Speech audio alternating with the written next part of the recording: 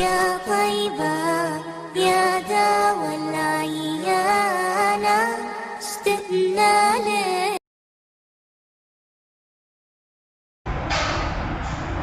حضرت عبداللہ بن مبارک علیہ الرحمہ بہت بڑے اللہ والے گزرے ہیں،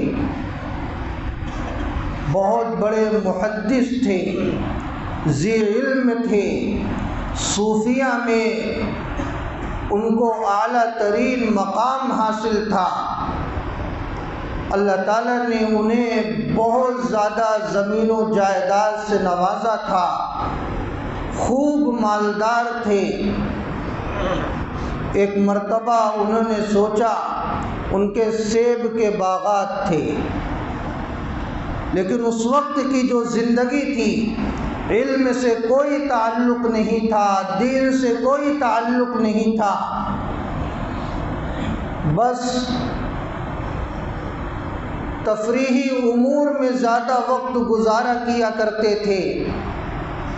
ایک مرتبہ انہوں نے سوچا کہ سیب پکنے کا وقت آ گیا ہے، اور کیوں نہ اپنے دوستوں کے ساتھ اپنے باغات میں قیام پذیر ہو جاتے ہیں اور وہیں موج مستی کریں گے، سیب کھائیں گے، شراب و کباب کا دور چلے گا۔ لہٰذا انہوں نے اپنے دوستوں کو دعوت دی۔ دوست آ گئے، باغات میں سیب پک گئے، اور یہ سب کے سب مل کر پکے ہوئے سیب کھانے لگے، شراب پینے لگے، اور کھانے کے بعد موسیقی کا پروگرام انہوں نے رکھا تھا کہ گانے بجانے کا دورہ ہو، اس کا کچھ اور ہی مزہ ہوگا، اور شراب و کباب کے لطف میں اضافہ ہو جائے گا۔ حضرت عبداللہ بن مبارک علیہ الرحمہ یہ خود بہت اچھے ساز بجانے والے تھے، گانا بجانا ان کا مشن ہو گیا تھا، دین سے اور علم سے کوئی تعلق نہیں تھا۔ تو سیب بھی کھایا، شراب و کباب کا عمل بھی شروع ہوا، اور اس کے بعد موسیقی کا پروگرام ہوا۔ حضرت عبداللہ بن مبارک علیہ الرحمہ خود ساز بجا رہے تھے، ستار ہاتھ میں تھا، اور اسی نشے کی کیفیت میں ساز بجاتے بجاتے انہیں نیند آ گئی اور سو گئے۔ جب بیدار ہوئے تو ان کے ہاتھ میں وہی ستار تھا۔ انہوں نے دیکھا تو پھر بجانے کی کوشش کی، لیکن وہ ستار بجنے کا نام نہیں لے رہا ہے۔ حضرت عبداللہ بن مبارک علیہ الرحمہ حیران و پریشان ہو جاتے ہیں، ماجرا کیا ہے؟ انہوں نے سوچا لگتا ہے کوئی خرابی پیدا ہو گئی۔ انہوں نے اس تار کو صحیح کرنا شروع کیا، اور انہیں لگتا ہے اب ٹھیک ہو گیا۔ دوسری مرتبہ بجانا شروع کیا، لیکن بجنے کا نام نہیں لے رہا ہے۔ تیسری مرتبہ انہوں نے اس تار کو صحیح کیا تاکہ یہ بجنا شروع ہو جائے، اور تیسری مرتبہ انہوں نے کوشش کی، لیکن گانا بجنے کا نام نہیں لے رہا ہے۔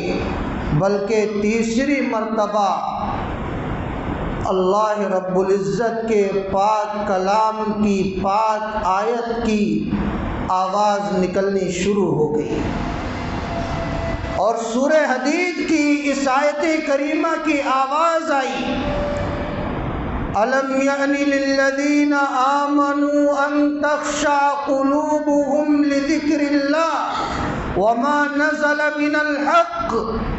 کیا ایمان والوں کے لیے ابھی وہ وقت نہیں آیا ہے کہ ان کے دل اللہ کے ذکر سے پسیج جائیں؟ اور کیا ایمان والوں کے لیے ابھی وہ وقت نہیں آیا ہے کہ اللہ تعالیٰ نے جو حق باتیں نازل کی ہیں ان حق باتوں کی وجہ سے ان کے دل نرم ہو جائیں۔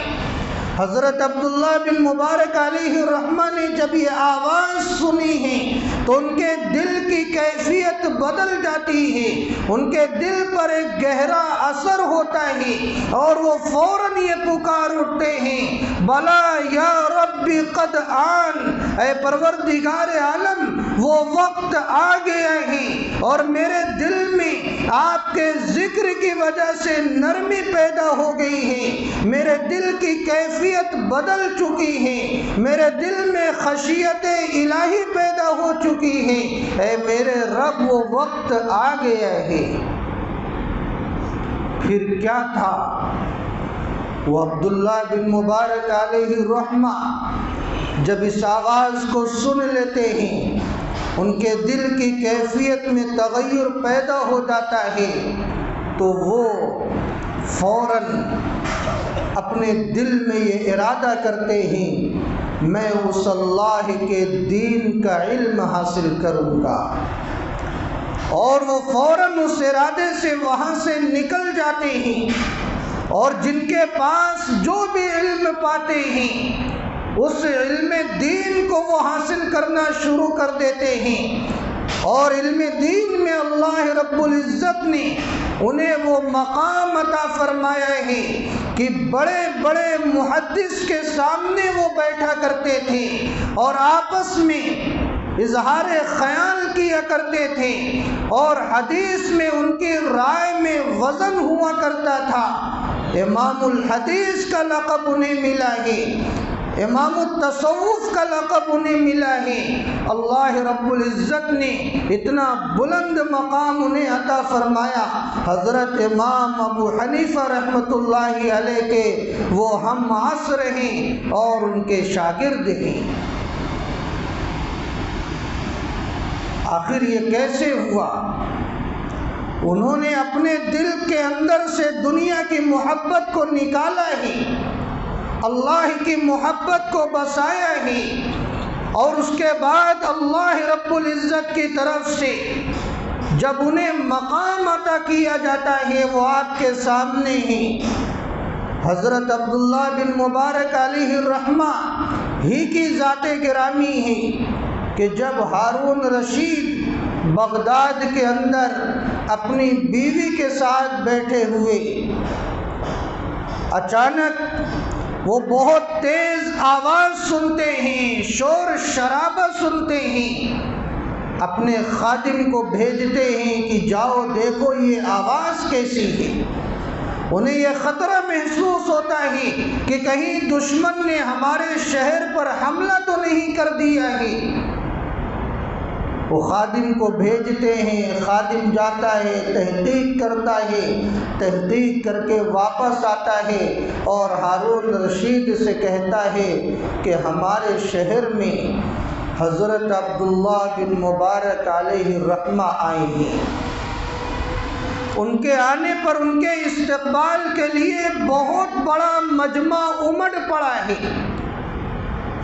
اور اس دوران حضرت عبداللہ بن مبارک علیہ الرحمہ کو چھینک آتی ہے اور وہ الحمدللہ کہتے ہیں، اور وہ مجمع جب الحمدللہ کو سنتا ہے تو وہ پلٹ کر یرحمک اللہ کے ذریعے جواب دیتا ہے۔ یہ اسی جواب کی آواز ہے جو مجمع نے حضرت عبداللہ بن مبارک علیہ الرحمہ کو دیا ہے۔ یہ کوئی دشمن کی سازش نہیں ہے، بلکہ یہ حضرت عبداللہ بن مبارک علیہ الرحمہ سے محبت کرنے والے وہ دیوانے ہیں جن کے دل میں اللہ نے ان کی محبت کو دین کی نسبت پر اتار دیا ہے۔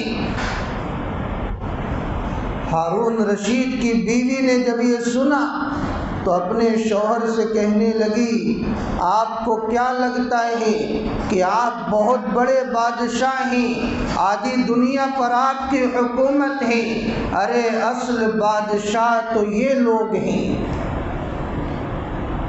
جن سے حقیقی محبت کرنے والے لوگ اتنی بڑی تعداد میں ہیں۔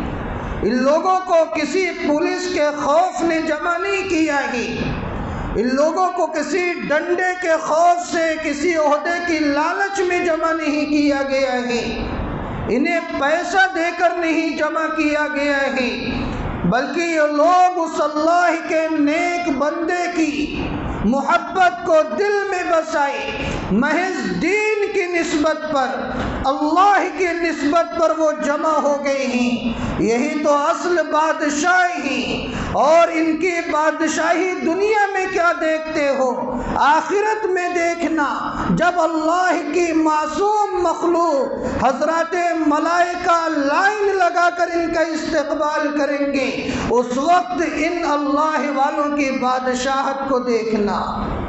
یہ دنیا کے بادشاہ ان کے سامنے کیا حیثیت رکھیں گے؟